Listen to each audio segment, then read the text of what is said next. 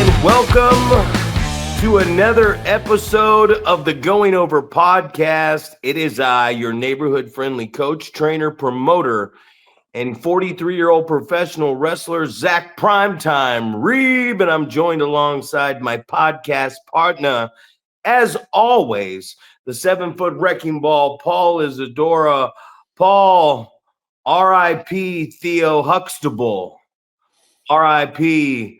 Ozzy Osbourne, and most importantly, and this is we get to talk about it today, R.I.P. to the man that I've seen the internet, and apparently everybody in the world was a Hulkamaniac at one point, and so was this guy right here. Welcome to the podcast, and rest in peace, the immortal Hulk Hogan. Yep, it was obviously we just saw it. I feel like my daughter sent me a text that said Hulk Hogan died, and I feel like every time you see something like this, somebody died, it's never real to you, right? You're always like, oh, this has got to be obviously we're in the pro wrestling business. This has got to be a fucking work. Somebody's making this up. It's got to be a story. I remember when I got a text about Virgil Flynn dying, and I was like, somebody said Virgil died, and I was like, oh, like $1 Million Man? Virgil? It's like, no, Virgil Flynn. And I was like, no fucking way, dude. This he's way younger than us and all that stuff. And I think that was the last one that I think like that caught me off guard, and you're like completely this can't be true. Things like that. But I feel like, I don't know. I mean, I feel like I've seen Hulk Hogan recently doing stuff, right? So it's just hard to believe. But at the same time, what is he? He was 71 years old. And you got to attribute a lot of pro wrestling to his influence. I was just watching I feel like I was just watching like Superstar Billy Graham, some sort of special on him. Maybe it was the Dark Side of the Ring or something like that. And they were talking about how Hulk Hogan was doing all the same stuff that he was doing. And it's just a reminder that everything is very much recycled in the pro wrestling business. But, Hulk Hogan is the guy, man, that I feel like, and I don't know if everyone is going to say the same thing, but for me, that's what got me into watching wrestling. I feel like it was, in the early mid 80s, my parents just decided they were going to buy me some 9-inch LJN rubber figures. And I got Hulk Hogan and Iron Sheik along with the wrestling ring. And that was when my journey began. I just remember watching Hulk Hogan, and the first event that my dad took me to, and we were sitting, what felt like 1,000 miles away. But for some reason I knew when he was pointing up at the stand saying, I love you, I was telling my dad, Daddy was pointing at me. Did you see it? He was pointing at me, So that was where my love of pro wrestling began, right there. Well, that's where, and it's the truth, and it shows already, no matter if they say he was a racist or whatever, how many people say the N word? You know what I mean? And I'm not talking INWARD. How many people dropped the bomb, man? And that's the truth. Hulk Hogan, man. I was 4.5, 5 years old. WrestleMania 1, closed circuit, sitting on my dad's lap. That was my guy. After him, it was Bret Hart. Around WrestleMania 9, I thought I was going to get my dream match in their prime of Bret Hart versus Hulk Hogan. And I had to wait for both of them to be out of their prime in WCW to get that. I never got Bret versus Kurt Angle either. How great of a wrestling match would that have been? Maybe the greatest wrestling match of all time. But what Hulk Hogan brought to the dance, we talked about it on past episodes, and if people subscribed and went back and listened, maybe the fuck they would understand. But this is a guy who in the 80s created professional wrestling, right? It was Hulk Hogan. It was Hulkamania. shake him up, wave the finger. Can he slam the giant? He then recreated wrestling. Pretty much was the reason for the Attitude Era with the NWO. He did it as a babyface. He did it as a heel.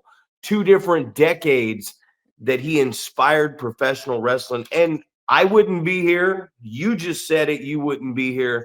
So many people wouldn't be here without Hulk Hogan. And the most important thing I wanted to talk about in this is superstars. Everyone calls himself a superstar. We see the flyers, AEW superstar, WWE ID superstar, superstar. Hulk Hogan was a superstar, and he was the first real superstar. The Rock is a superstar. The Undertaker, Ric Flair, who's outlasted them all, Ricky Steamboat as well. So, I mean, you just go back to professional wrestling. He was a guy that it didn't matter if you were the Earthquake. It didn't matter if you were Kamala, King Kong Bundy. He did some great stuff with Mr. Wonderful Paul Orndorff, Andre the Giant, the $1 Million Man Ted DiBiase, so many different Macho Man Randy Savage. Hulk Hogan was that guy, and you could say he had the 3 moves of doom, and he never had, technical wrestling masterpiece. I've seen a lot of the stuff he did in Japan.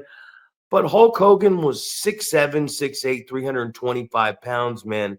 And he's the reason that even if these kids nowadays didn't grow up on Hulk Hogan, if it wasn't for Hulk Hogan and what he did for professional wrestling, nobody would be here professionally wrestling right now.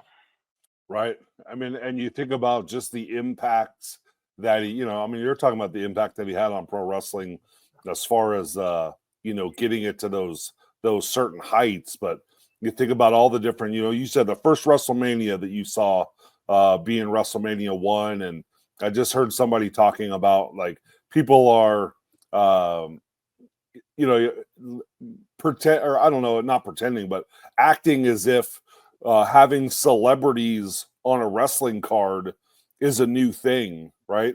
And they were talking about, Mr. T was there at WrestleMania 1, and you think about all these things that were happening, and we talked before about taking chances, and that maybe that first WrestleMania wasn't actually taking a huge chance because you knew what you had. You had a bunch of celebrities.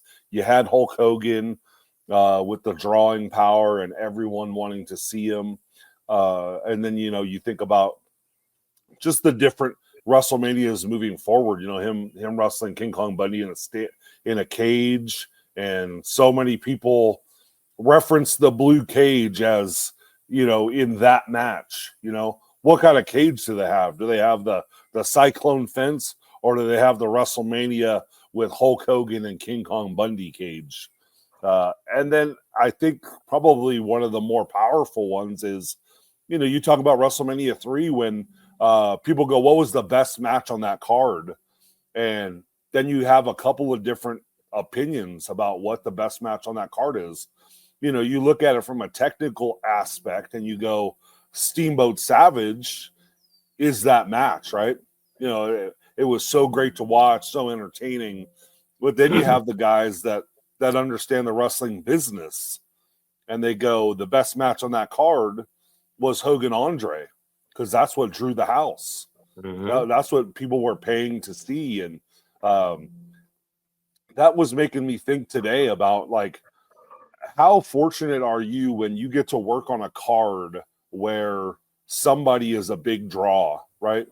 It gives you the opportunity to not only work in front of a bunch of fans, but in theory, it gives you a bigger payday, right?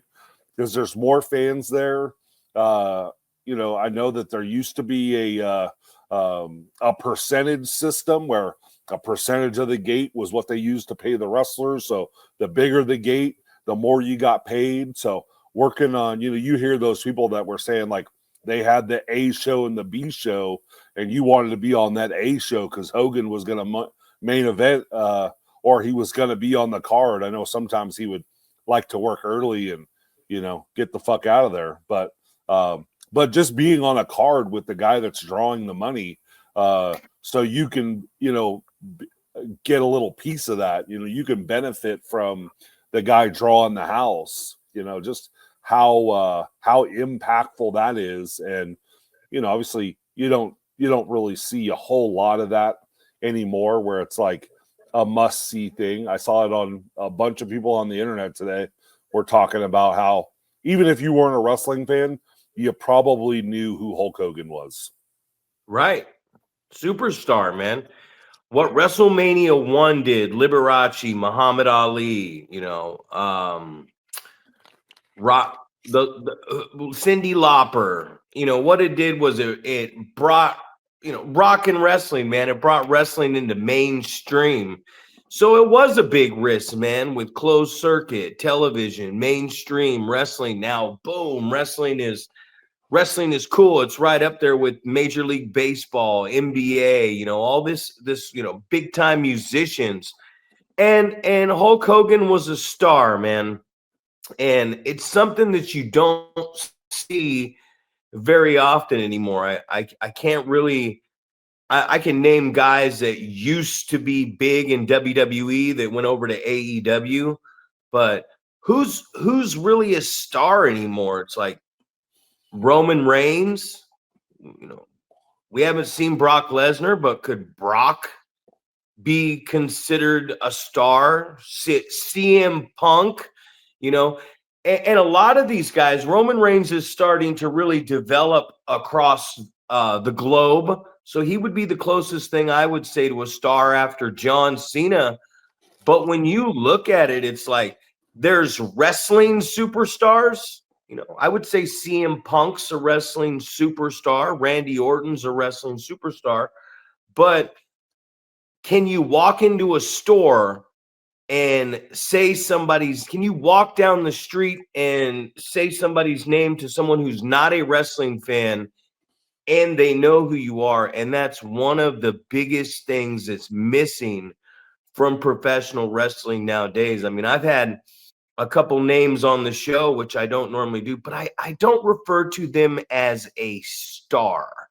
And it's something that's just thrown out so much, especially on the indie level of professional wrestling, is everybody's a star because they were signed to the WWE.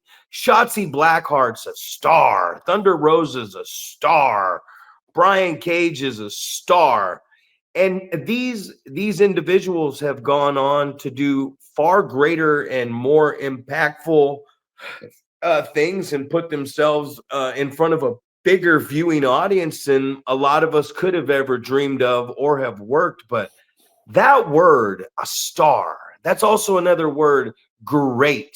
I hear a lot of people nowadays talk about their match and say how great they are and how great their match was. And if you can have 10 great, amazing, memorable moments in professional wrestling in your career, or you can have 3 to 5 great, amazing matches in your career that can withstand the test of time, then you become a star in professional wrestling, and depending on what level. But it's good to see that so many people had were impacted by Hulk Hogan, just like I was. But in the same sense, man, are these wrestlers we talk about informative? Are they carrying themselves in that same manner in the professional wrestling world to generate and to draw and put more fans in the seats? Right. And in some cases they are, but some cases they're not. But what I was thinking about as you were talking there was when I tell people about pro wrestling and they need some clarification of what I'm talking about. When I say, hey, we're running wrestling shows, and they say, what type of wrestling? the things that I say are, well, you know, like Hulk Hogan wrestling, right? That's the description that you give to give clarification, right? So nowadays I'll say Hulk Hogan, or if it's a younger person, John Cena, right? Because I feel like these guys are the name that kind of is synonymous with wrestling, but it's also so much bigger, right? People know these people's names, and you think about, you don't want to overlook the role that that Hulk Hogan had in Rocky, right? That took his stardom to a whole nother level, right? Now you have a whole nother demographic, seeing this, where Sylvester Stallone has this movie series, and he's like, oh well, I'm going to use Hulk Hogan, and we're going to cross pollinate, right, from the movie stuff to the pro wrestling stuff, and we're going to get fans from both sides, going from one side to the other to get more exposure on what we're doing. And I think in a lot of senses, that's what we see now. You see celebrities coming into pro wrestling, and it's in an effort to get eyeballs, right? I'm going to take people that are a fan of maybe Pat McAfee or somebody like that, and I'm going to bring those eyeballs that he has on his social media presence. I'm going to bring those over to wrestling, and vice versa, right? You're going to bring the wrestling fans over to what he's doing, social media wise. So, so I think you see that, that we're cross pollinating with those things. And, a lot of times we say that we're not going to use stars, but I do think that there's some importance in doing that type of stuff. Someone that maybe is a quote unquote celebrity in your town, or, people in your town know about this person. And I think about that as far as, when you have, let's say, local athletes, around here, there's the University of Nevada, and you have guys that, go maybe from playing basketball here to the NBA, or from playing football here to the NFL, or playing baseball to going into Major League Baseball. You have those type of things. And, I think a lot of times that would be a good little thing to use, is get those guys involved in trying to promote your product, with their social media, or just with their network of people. How can you get people, more people in your seats, and I think using some of those people that you would say, quote unquote, celebrity status, in your town is a beneficial tool to use as well. Yeah, well, we talk about Hulk Hogan, Stone Cold Steve Austin, John Cena, The Rock, Roman Reigns, probably with nowadays. And back in the day, wrestling was such its height of popularity. You remember Jake the Snake Roberts because of the snake. You remember the Macho Man Randy Savage because of how colorful and flamboyant he was. And oh yeah, and the Slim Jim commercials, the Undertaker, he might peak a little bit of popularity. We talk about it, Ricky the Dragon Steamboat, just Bobby the Brain Heenan, some certain people, but just iconic characters and figures.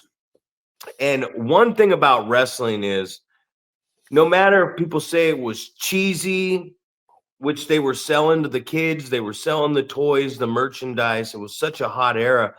But not only was there these characters, right?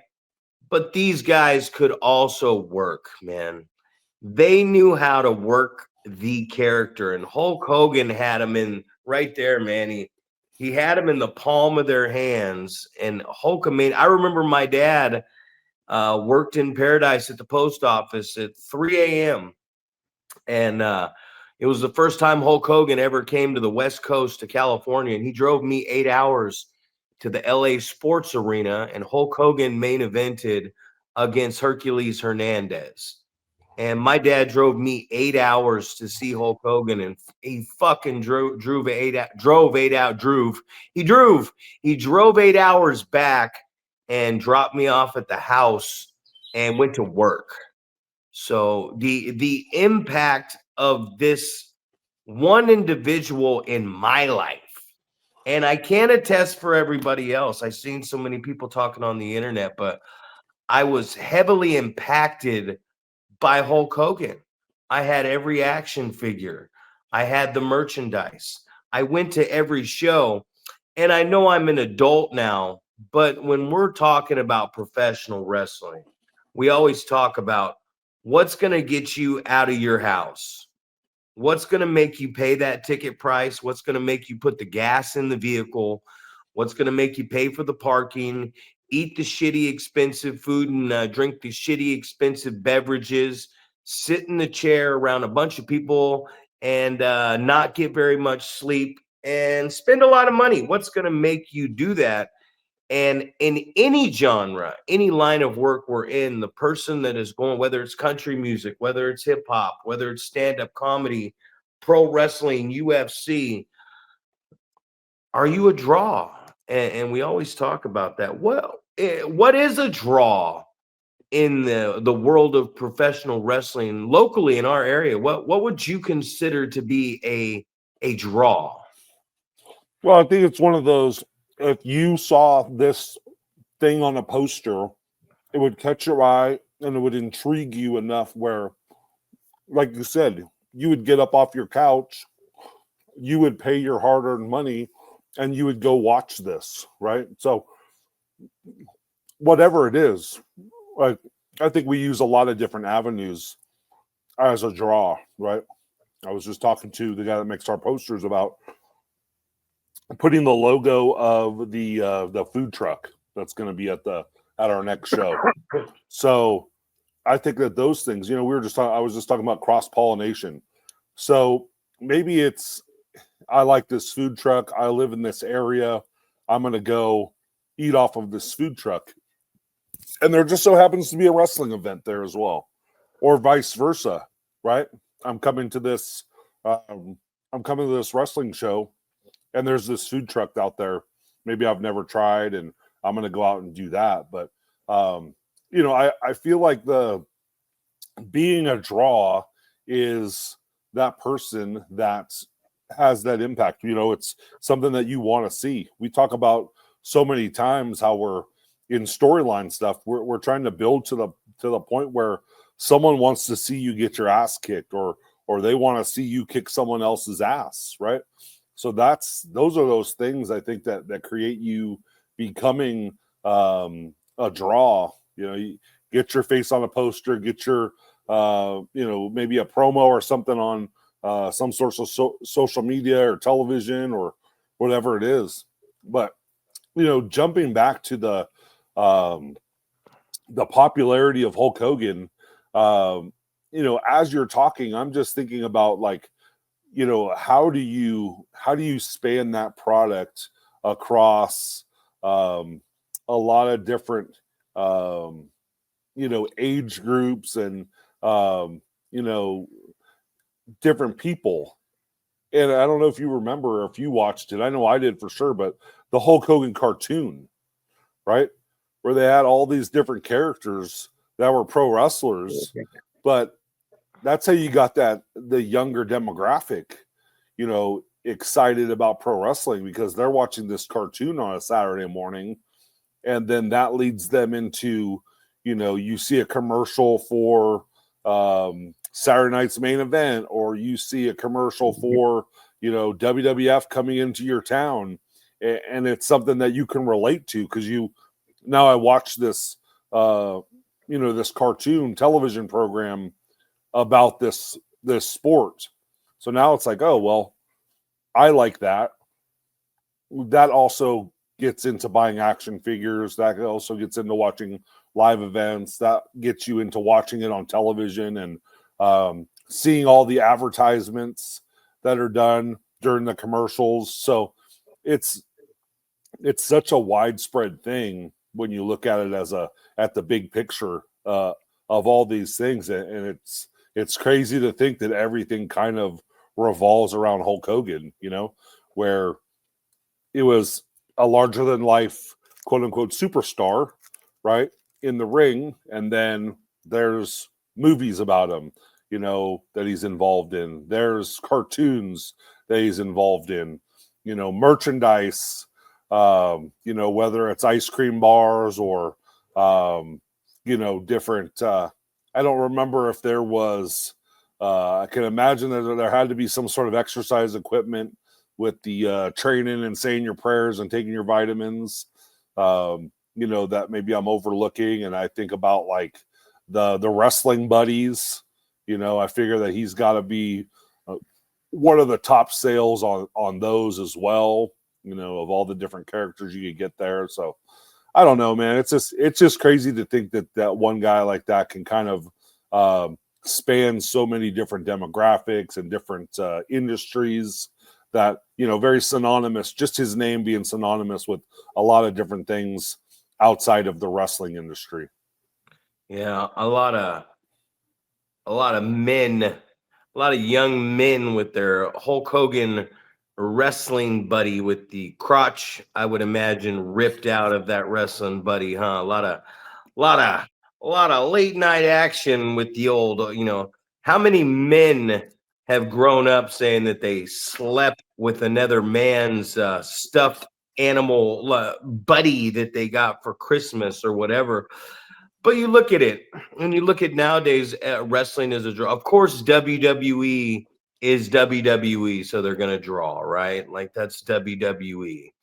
And then you look at it, and AEW's number 2, WWE's helping TNA. Here locally, Gabe Ramirez has found the secret ingredient for years now with the Lucha Libre to draw with the Lucha Libre Mexican wrestlers, and he brings in the best of that talent and genre.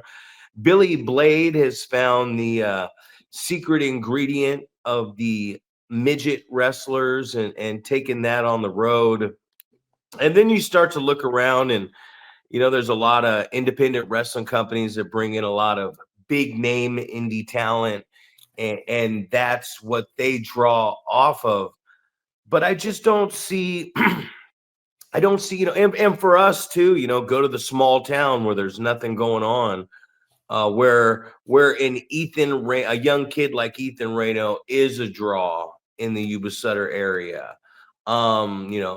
Dickey sells his tickets. The Red Bluff guys handle Red Bluff, and you got stuff like that. But I mean, the actual art form of building what we would consider a star based in the company it's almost lost because nobody is putting anybody over anymore. Everybody has a gimmick coming out of however long they've been training. Everybody has entrance music. Everybody is already doing all this stuff. So by the time that you try to get a character over in your own company and you reach out to try to book some people somewhere else, I mean, it's an offensive fucking word to say, hey, ugly, hey, samurai scoot, hey, next level.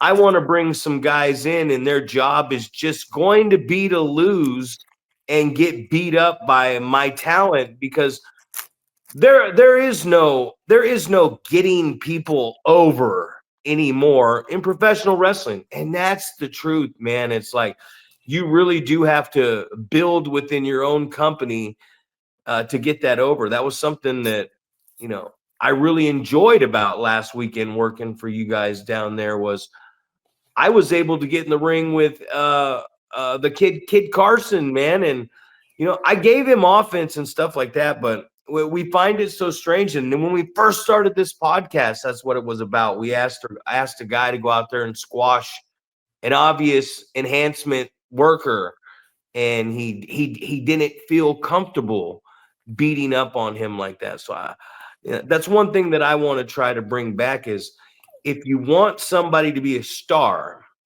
if you want somebody to be larger than life, especially in indie wrestling like we're doing now, you got to have them go out there, and some people got to take some serious L's, man. They got to take some serious L's, and you really have to present this guy you're trying to get over to the fans like he is larger than life and larger than the other athletes on the card. Absolutely. Well, I mean, this kind of goes back to something that I brought up one of the last couple episodes was where's the balance, right? We all get into pro wrestling because we want to be pro wrestlers and we want to be on the card and we want to get work and things like that. But we don't, too many of the guys, as we're bringing them in to train, they don't want to go through what I would almost look at it as a rite of passage, right? The first part of when you get into the business, it's not about winning, right? It's not about having long matches. It's not about getting a lot of offense. It's about, you're telling the story that you're brand new at this sport. So, realistically, you shouldn't really be great at it yet, right? So that's why, storyline wise, that's why you should be getting beat so much, because you're still learning. You're getting better at this. You would think about, like, if you were T-ball skills as an adult and you came in and you were trying to play in the major leagues, right? You're probably going to strike out quite a bit.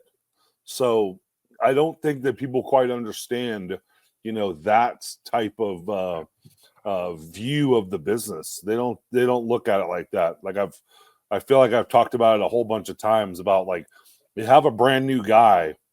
That guy should not be on the same level as a guy that's been around for 15 years, right?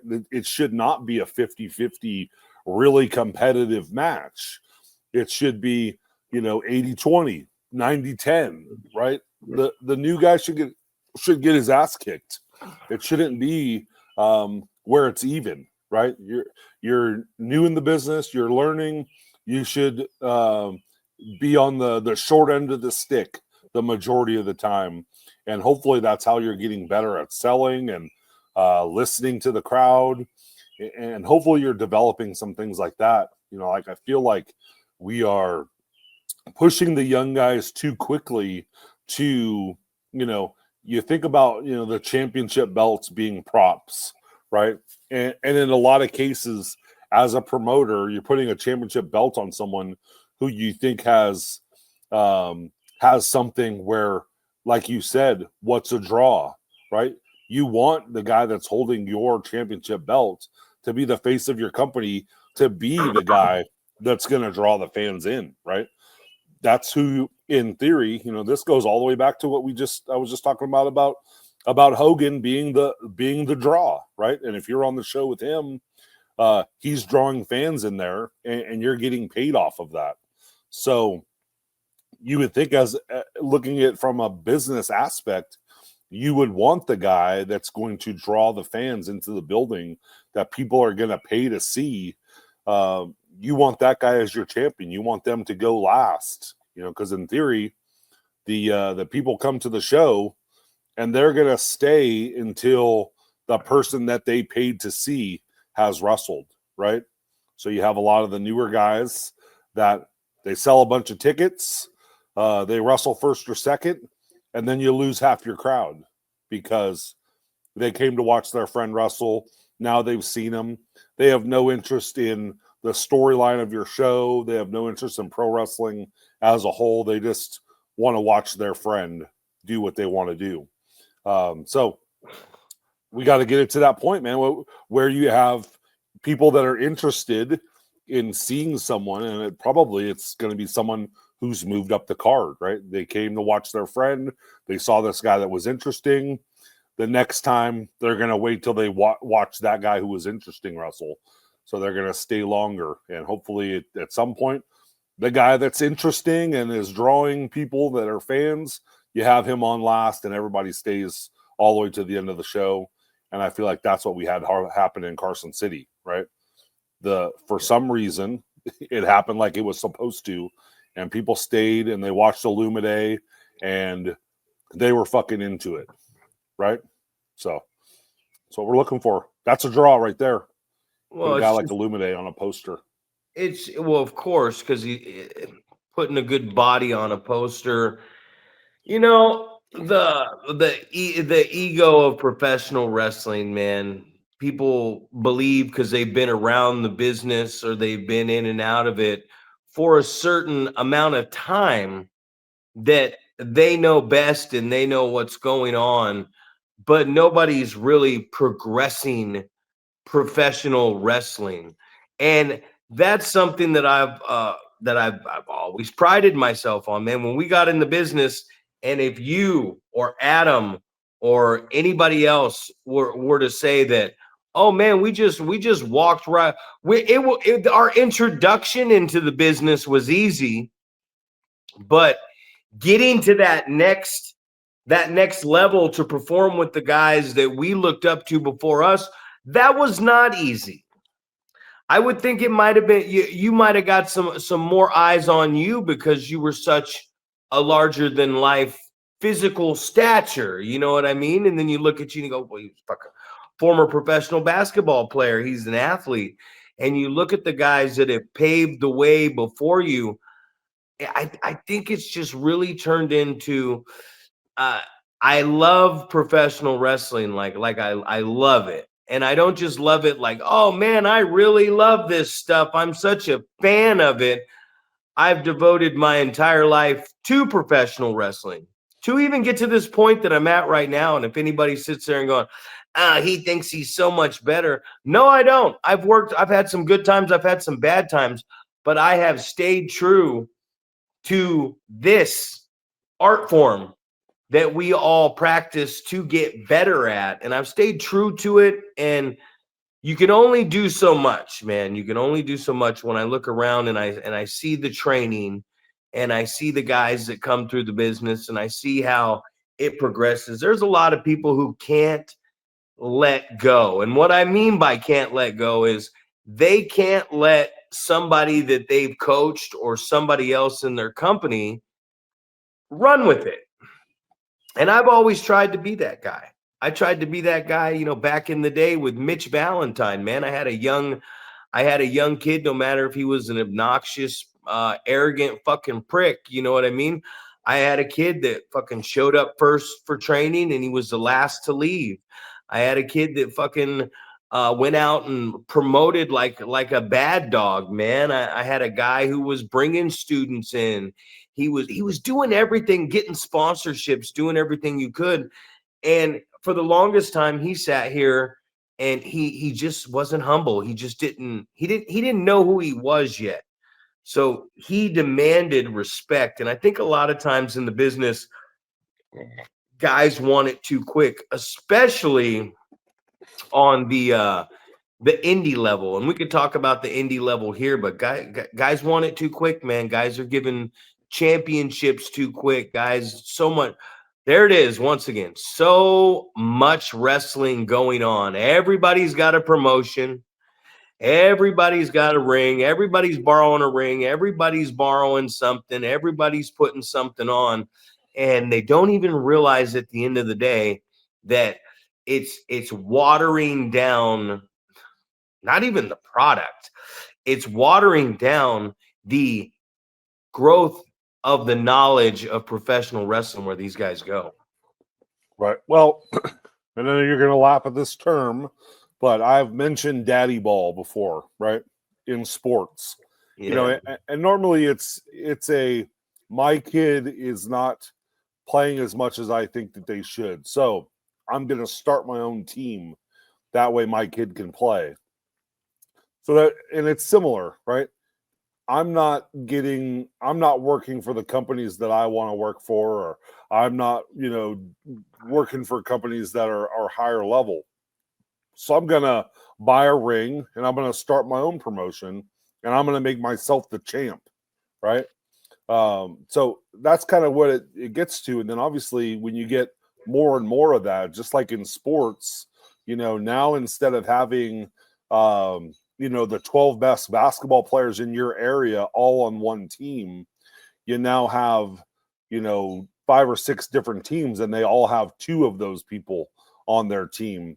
And so now instead of going and competing nationally for, rankings and things like that, you're just playing local stuff. And You're excited that I'm doing well locally. We're winning local tournaments. It's like, well, you're playing against other just rec players. You're not playing against club travel players. And I feel like it's kind of the same with pro wrestling. It's like, instead of having all the best guys on one card and the product is amazing, you water it down with so many different promotions that now you've only got one or two good guys in the locker room, or sometimes in a lot of cases you don't have any really good guys in the locker room. So there's not really a whole lot of opportunity to learn and get better. I talk about people that are, you're wrestling other students from your school. And it's like, how are you getting better by doing that? You think about so many different cases where you have like a Boyce in your locker room where you're able to put Boyce with an Ethan Reno, and there's so many lessons for Ethan to learn from that. And, you wrestling one of our students, and there's so many lessons for our student to learn from that. And you have a Scotty Ringer who's got a lot of experience wrestling the ex-WWE, WWF guys. So there's so much to learn when you're in the ring with him. So I feel like when you have your promotion and you have a lot of top level guys, you got to think about when, what an asset is Mustafa to the Sacramento area. And, obviously he can only be on one show per day or whatever, but just how much knowledge he has about the pro wrestling business and how many years he's been around. And I will almost guarantee that he sits there alone a lot of the time because people are not walking up to him and saying, "Hey, can you watch my match? Hey, can you give me some advice?" Things like that. We have so many untapped resources that are around that we don't take advantage of. And obviously I think it's a product of, like what you just said, we're watering down the product. You have so many different promotions with now you're trying to spread the really great talent among all those promotions, hopefully in an effort to get people better. But I don't know. And obviously it's a money thing as well. Like, obviously if you want to have all the best guys on one show, it's going to be an expensive show as well. Well, I sit here every day on my phone, and I scroll through.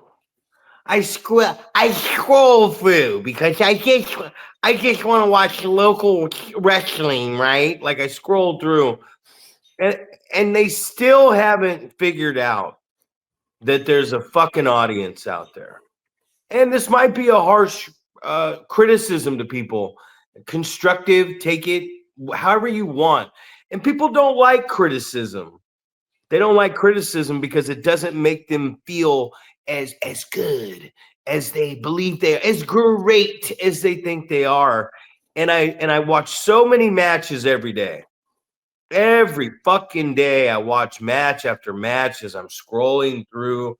Maybe I'm trying to find something. I'm caught in the rabbit hole and everyone's posting their shit online. And I'll start watching something. And I will literally 10 out of 10. Maybe someone will fucking surprise me. But these guys nowadays don't have, I hear the crowd. And sure as shit, nobody whips a guy off the rope to give a baby face something and cut him back down. Nobody does. So when I see somebody do that, I don't give a shit if that person is fat, skinny, male, female. I don't care. That's somebody that I want to reach out to possibly bring over. Like people, these guys, they understand like coming out the curtain, like I'm supposed to be a bad guy. I'm supposed to be a good guy, but it doesn't translate into the work, into the ring.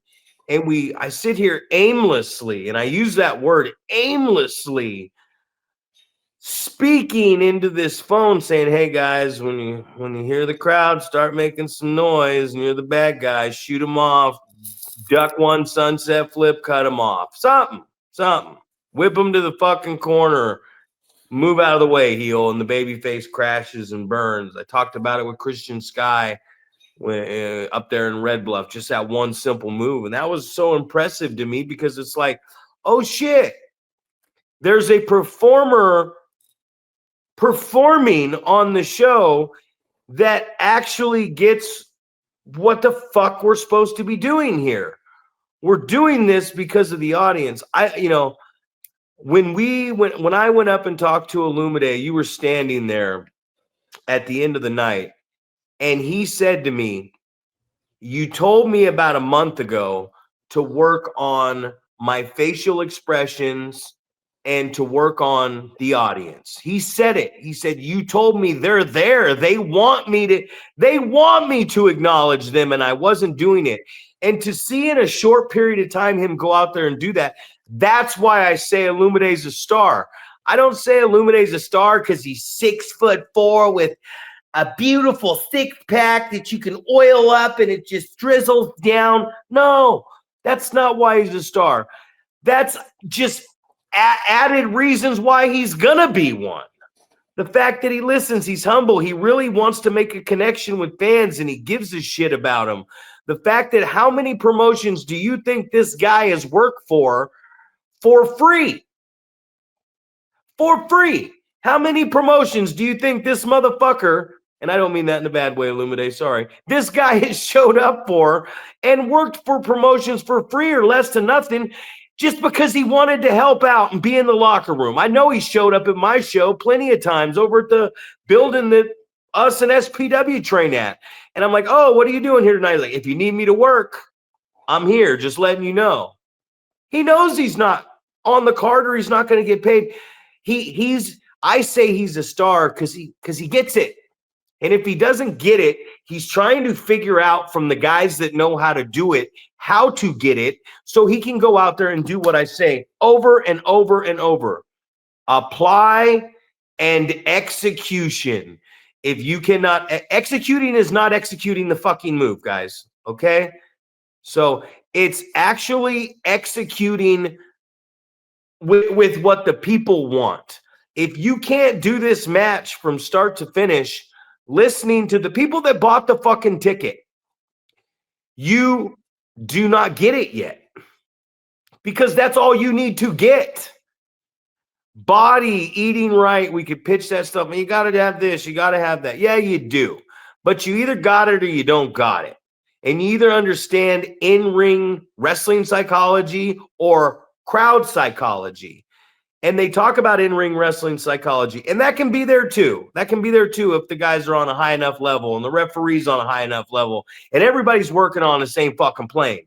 But crowd psychology is dealing with the in-ring psychology of it, because from start to finish, why are you going to start locking up and fucking beating the piss out of each other frantically if the crowd is chanting, Kid Carson, well, we better start fucking squabbling.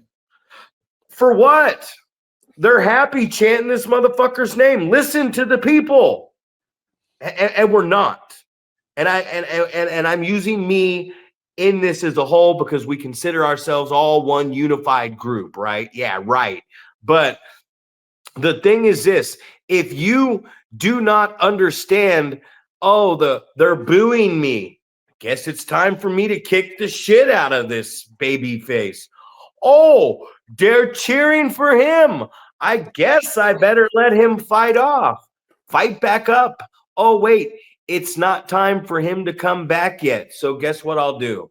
When it gets to the pinnacle and they're excited, I'll chop him back down. Like, if you don't understand that's what psychology is, I'm telling you what psychology is. It's that fucking simple. Go practice that shit. Practice listening to the audience, and your character, whether it's a fucking garbage man or just your real name, is going to thrive and shine, because this audience they're pleading on their hands and knees, please, please. And that's why fucking Hulk Hogan's a star. And that's why John Cena's a star. And that's why fucking The Rock was a star. And that's why fucking Roman those guys are stars because they get that. Boom. It's crazy that you say that. Like, cause I was just listening to Hulk Hogan talk about when he was going to wrestle The Rock, right? And they're like, "Oh well, he wants you to come down to this place," and he's like, "For what?" He's like, "Oh, he wants to go over the match." He's like, "What do you mean go over the match?" He's like, "Yeah." So he's got some ideas for the match. He just wants to run through them with you and stuff. He's like, just because I respected him, or I think he said maybe he respected his dad, but he's like, so I went and did it, and he's like got all this stuff laid out and stuff like that, and I just love it because he's like, well, what happens if the crowd doesn't react to that, right? It's like just stop you in your tracks, thought-provoking statement. It's like, yeah, that's great, and we talk about that all the time. You could choreograph, you could plan your whole fucking match, but what if you go out there and the fans aren't into it? What if they don't see it the same way that you saw it in your head while you're calling it for a half hour in the back and you're choreographing every sequence? What happens if they're not into that? What if they're not cheering when you think they're going to cheer? We talk about it all the time. We're not mind readers. We don't know what this crowd is going to be thinking during this match, right? That's why we have to react to them. We have to do things off the fly. And I just like it how he was like, I've never planned a match in my life. I've just gone out there and listened to the crowd and do what they're asking for. And just like you're saying, man, it's just, I feel like there's not a whole lot of chain wrestling going on because either that's not important.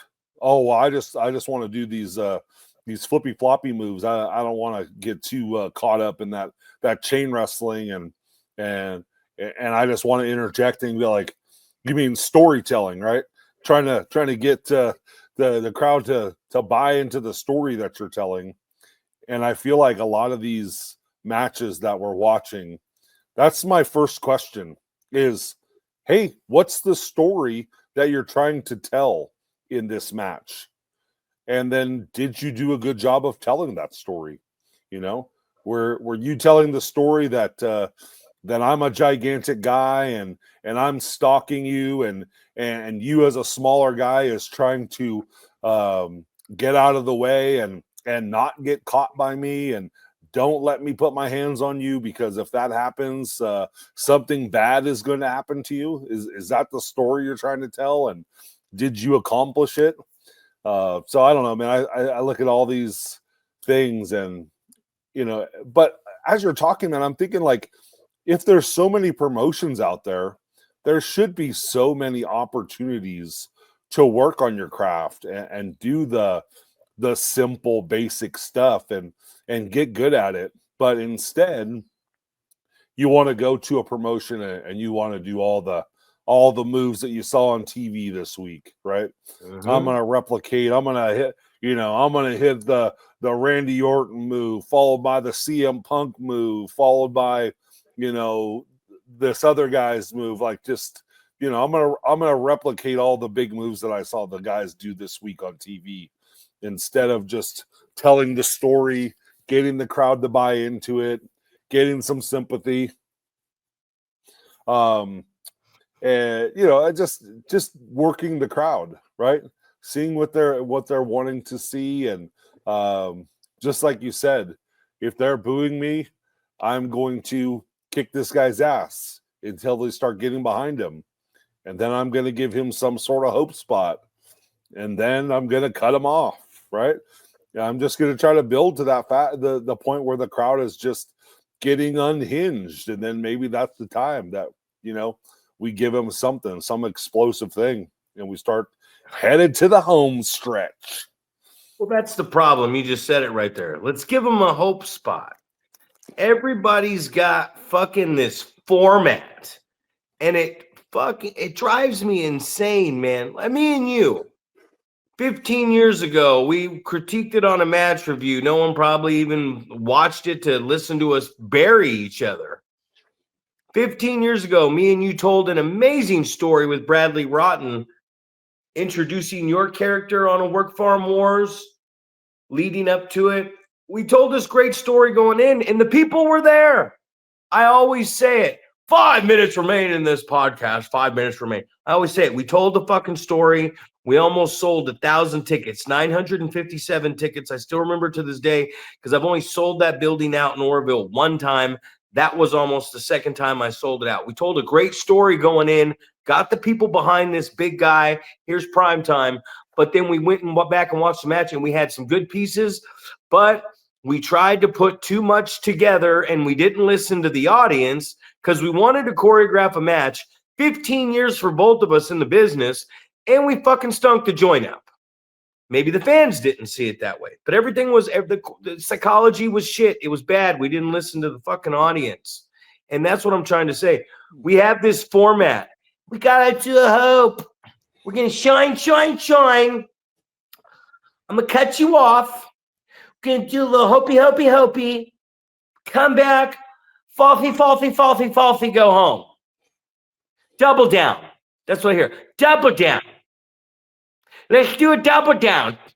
Fucking less than 10 minutes into the contest because we're just smoking each other. We're just such a competitive match. Dude, get that fucking shit out of your head, guys. Get that shit out of your head. Go out there, listen to the fucking crowd. I didn't talk to that kid one time. I didn't talk to him one time, but in the ring. And he was stiff and he was tight and he's greener and goose shit.